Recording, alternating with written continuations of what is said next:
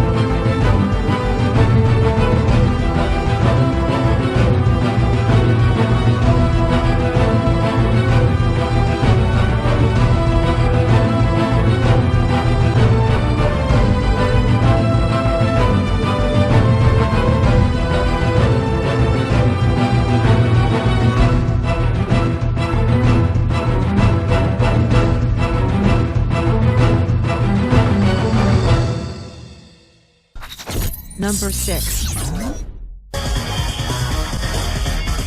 Rosoboron expert and Russian helicopters are presenting the Ka-52, a new generation scout attack helicopter. The Ka-52 day-night all-weather scout attack helicopter is designed to destroy enemy tanks,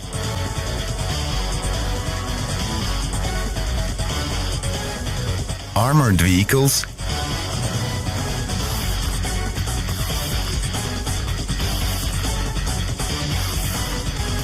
and soft-skin military equipment, manpower and helicopters at the forward edge of the battle area and in the tactical depth, as well as to provide target reconnaissance, target assignment and target designation for cooperating helicopters and Army command posts. Its power plant includes two powerful VK 2500 engines rated at 2400 HP each. The helicopter uses a high-performance coaxial rotor. An important feature of the Ka-52 is the absence of the tail rotor, which significantly improves the efficiency of helicopter control and flight safety. The absence of power consumption by the tail rotor, combined with a high-performance rotor, gives the Ka-52 a 20 to 25% advantage in thrust-weight ratio over all known attack helicopters in the world. As a result, the Ka-52 offers unparalleled maneuverability and an unprecedented hover ceiling out of the ground effect of around 4,000 meters, which exceeds the hover ceiling of all known attack helicopters around the world by an average of 800–1,000 meters. The service ceiling of the Ka-52 is at least 5,500 meters.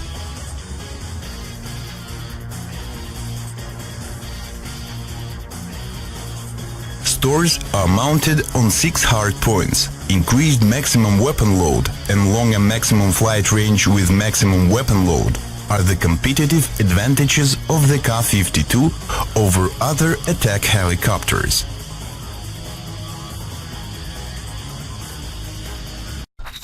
Number 5. It's the oldest and simplest form of motorsport to drive faster than anybody else ever has. 1, fire!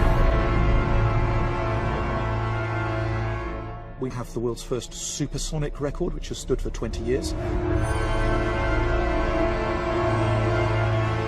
Still, the aspiration is to go faster.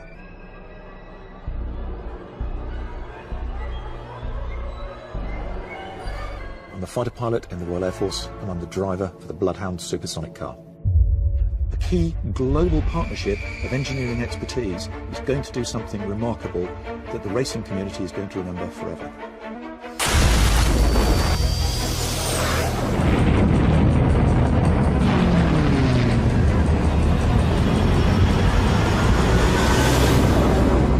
It's human to want to push the boundaries, to want to explore what's possible, to go to the moon, to stand there. Only 12 people ever got to stand on the moon. Generations were inspired by the achievement of doing that. And Project Bloodhound is about the Apollo shot for the 21st century, taking the record to the absolute limit of modern technology, literally pushing back the boundaries of physics.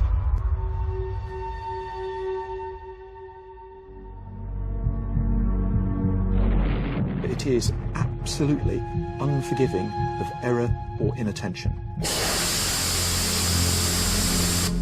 We were expecting it to take 3 years to find a shape that would actually stay on the ground at all speeds. It actually took us 5.5 years of cutting-edge research, because the consequences are so large if you make mistakes. This is about human performance and achievement, and we are all human. Aligning the way we think about risk. Does it need to be completely guaranteed safe every single time? It can't be, because you're doing things that haven't been done before. No one is perfect, and we need to allow for the fact that even when we make mistakes, we're still doing this safely.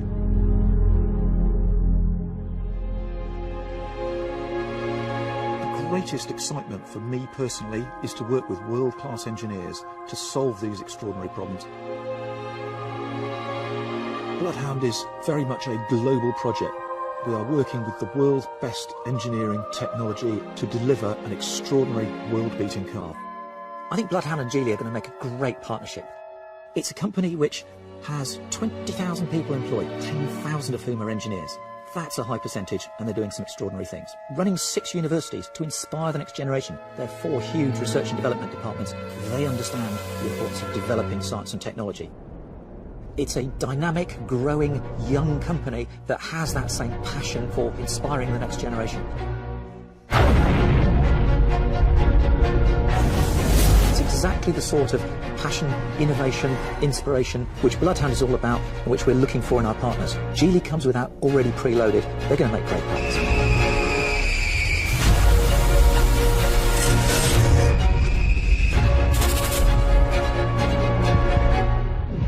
Project Bloodhound is an extraordinary attempt to push back the boundary of human endeavour like it's never been done before. Number 4. Seattle has been captivated by a huge machine nicknamed Big Bertha. It is the world's largest tunnel boring machine, standing 5 stories tall. It's digging a nearly 2-mile-long tunnel underneath downtown Seattle. Absolutely, it's the way to go. Every city should have a big tunnel underneath it. Gregory Hauser is deputy project manager. With the older technology, it might not have been physically possible to even do this.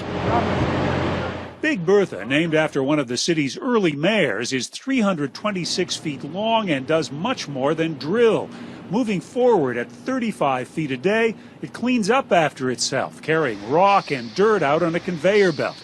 Then it installs concrete panels, building the walls as it goes, leaving a finished tunnel behind. Best of all, for Seattle's drivers, everything is done underground, avoiding the traffic jams and irritation created by cut-and-cover projects like Boston's infamous Big Dig. Linnea Laird of the Washington State Department of Transportation. It's challenging, it's difficult, it's not going to be perfect, but it's a project that is going to transform the face of Seattle and technology and transportation of the future. But deep beneath Seattle, the huge drill may have hit an equally huge boulder, or perhaps some long buried construction from the city's early days. Wells are being drilled to lower pressure from groundwater in front of the drill. Divers may then be sent in to find out what's made the world's biggest tunnel boring machine grind to a halt. Number 3. What is 2 stories tall, can lift the weight of 40 cars over its head, and weighs more than a 737? The Letourneau L2350, the largest front-end loader in the world. The Letourneau Company of Longview, Texas builds these giants to load coal, gold and copper ore, and other minerals into equally giant trucks.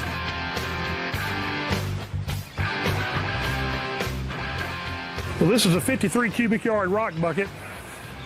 Again, the machine has a total hoist capacity of 80 tons. To put this in perspective, the 53 cubic yard capacity is equivalent to about 5 normal dump trucks that you might see going up and down the road. Wheel loaders are relatively young in the excavator family. In the 1920s, several implement manufacturers began building scoop attachments that fitted to the front of farm tractors. It wasn't until after World War II that manufacturers began making special purpose loaders.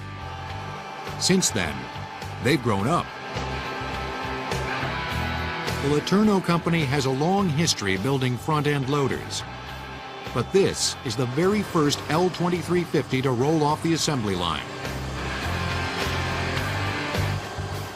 Near the plant, there's a test site where the machine is put through its paces. The need for the 2350 was born from the need to load bigger trucks. The dump trucks are getting bigger and bigger. If you can move more dirt with less people, that's the name of the game. Engineers worked for 2 years to design the 2350. Their goal was to build a machine capable of lifting 50% more than its predecessor. The dilemma that we faced were tires. There just was not a tire big enough.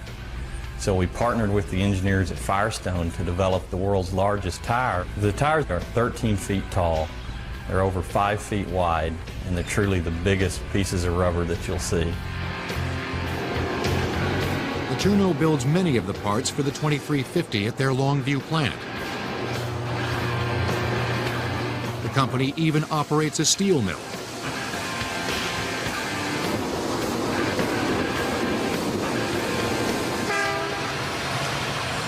That's what we have here is an L2350 frame. Now, this is very early in the assembly process, so it's fairly bare. But what we have back here at the very end is the radiator. Now, this radiator has a capacity of about 150 gallons of coolant. Impressed?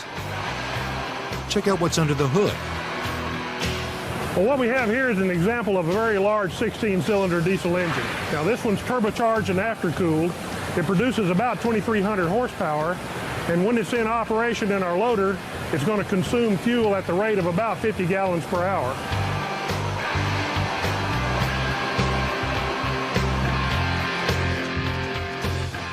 The diesel engine turns a generator which actually supplies power to the 4 electric traction motors, providing propulsion. Massive 16-inch hydraulic cylinders lift the big bucket. We could dig an Olympic-sized swimming pool in just a few scoops. I know we just have to be the envy of all the kids that are playing in their sandbox. We just happen to have the biggest sandbox and the biggest toys to play with.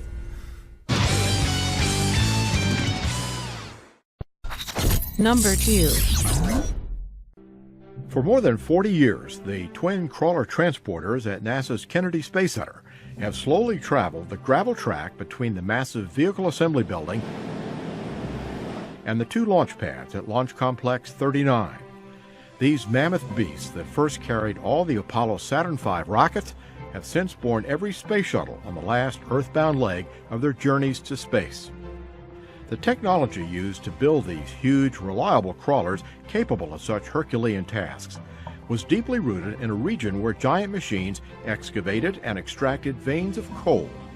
Engineers with the Marion Power Shovel Company of Marion, Ohio, adapted the technology in the early 1960s, and their know-how has stood the test of time.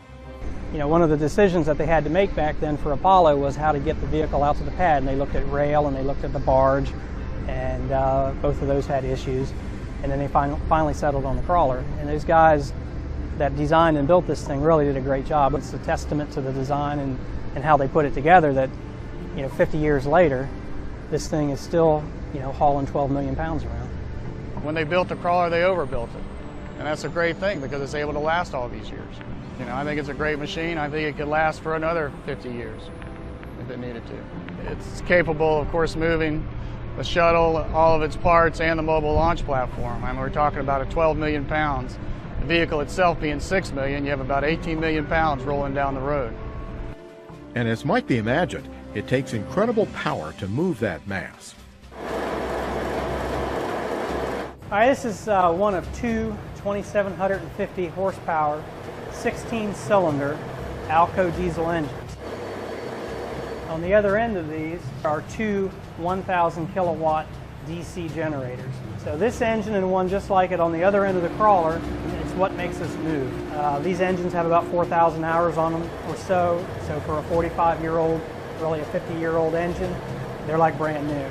Of course, we've maintained these engines, over the years very well. So these engines will go for another 50 years.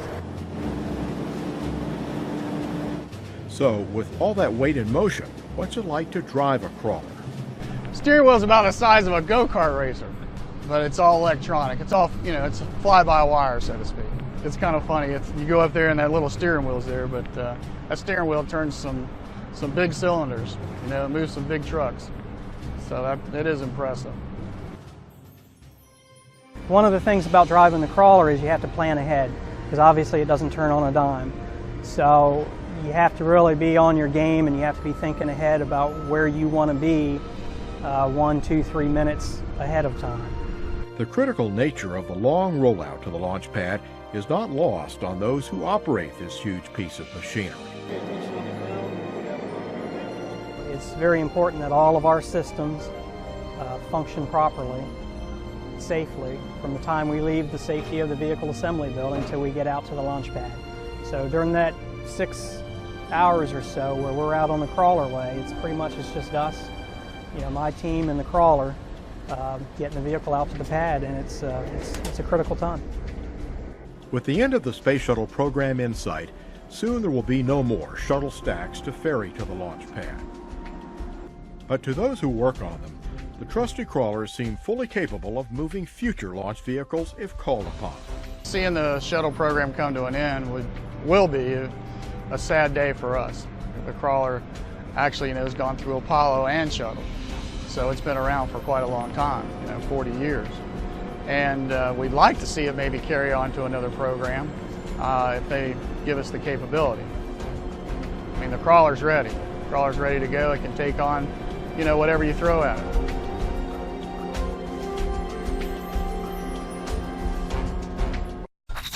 Number 1. The Bagger 293. The Bagger 293 is a bucket wheel excavator. It's the size of an ocean liner on land. It's kind of an abstract type of machine. It actually kind of looks like a small mobile city with a giant buzzsaw attached to the front end.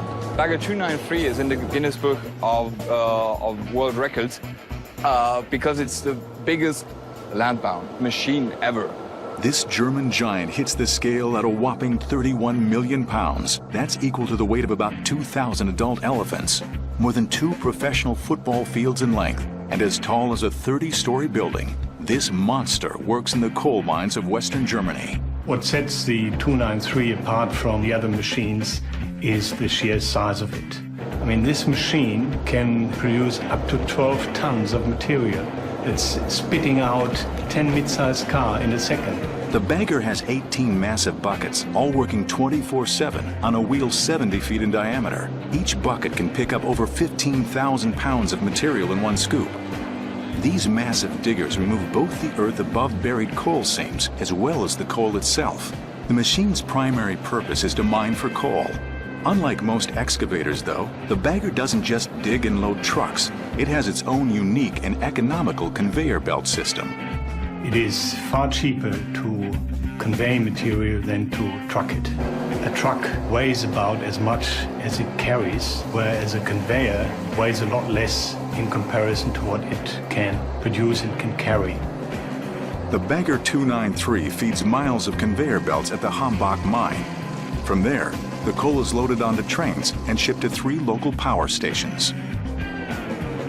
The Bagger 293 is powered by 17,000 kilowatts. It draws its juice from the very power plants it fuels with coal. Although this giant extracts enough coal to provide electric energy to several million homes, it's run by a very small team. On this excavator, only 5 people are working, and with these 5 people, in 3 shifts, that means 15 people around the clock, we produce this high capacity. This may be a small crew, but they also have to be fit. The bagger has more than 2,000 steps and about a half mile of walkways up to a height of 230 feet. It's not unusual for the team to walk over 6 miles during a shift.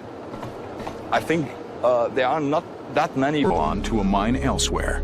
However, their maximum speed is less than half a mile per hour. A 13-mile trip can take about 3 weeks because of the challenges of crossing roads and avoiding power lines and the slow speed of the machine.